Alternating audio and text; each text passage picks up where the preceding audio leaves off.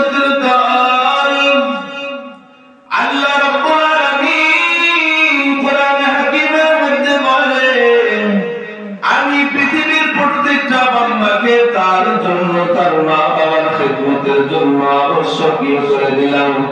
একটা সন্তান তার মা বাবার সাথে কেমন আচরণ করবে এটা আমি আল্লাহ পাক কোরআনের মধ্যে দিয়েছি। একটা সন্তান তার মার সাথে কি ব্যবহার করবে এটা আমি আল্লাহ কোরআনের হাকিমের মধ্যে বলে দিয়েছি। একটা সন্তান তার মা বাবার সাথে কওলান কারীমা, একটা সন্তান তার মা বাবার সাথে কওলান জামিলা, একটা সন্তান তার মার সাথে সুন্দর কথা বলবে। এজন্য আমি আল্লাহ পাক রব্বুল আলামিন কোরআনে কারীমের মধ্যে জানায় দিলাম, ওয়া ক্বাদা রাব্বুকা আল্লা তা'বুদু ইল্লা ইয়্যাহু ওয়া বিল ওয়ালিদাইনি ইহসানা। খিদমতে মা দরবে দর কুন সব হসান, তাকে বাসি দর্দ আলম কুমাম। খিদমতে মা দরবে দর কুন ইখতিয়ার, তাকে বাসি দর্দ আলম মুখতিয়ার। আল্লাহর নবীর একজন প্রিয় সাহাবী হযরত আলকামা, আল্লাহর নবীর সাহাবী আলকামা ইন্তেকালের সময় তার জবান দ্বারা কালেমা বের হয় না। পয়গম্বর মুহাম্মদুর রাসূলুল্লাহর কাছে সাহাবায়ে কিরাম ডাকতে বললেন, পয়গম্বর আপনার সাহাবী আলকামার জবান দ্বারা কালেমা বের হয় না, কারণটা কি? পয়গম্বর বুঝতে পেরেছে আমার আলকামা হয়তো কোনো কারণে করেছে তার মা বাবার সাথে। পয়গম্বর সাহাবায়ে কিরামকে ডাকতে বলেন, সাহাবায়ে কিরাম দেখো দেখো আলকামার মা দুনিয়ায় বেঁচে আছে নাকি? যদি আলকামার মা দুনিয়ায় বেঁচে থাকে তাহলে আমার নিকট নিয়ে আসবা। হযরত আলকামার মাকে তালাশ করা শুরু করে। তালাশ করতে করতে হযরত আলকামার মাকে পায়ে পাওয়া যায়। পাওয়ার পর পয়গম্বরের নিকট আলকামার সাহাবায়ে কিরাম ডাকতে বলেন, পয়গম্বর আলকামার মাকে আমরা খুঁজতে পেরেছি। আলকামার মাকে পয়গম্বর ডাকতে বলেন, আলকামার মা তোমার আলকামা ইন্তেকালের সময় কালেমা বের হয় না, তোমার আলকামা জবান দ্বারা কালেমা বের করতে পারে না, আলকামাকে মাফ করে দাও।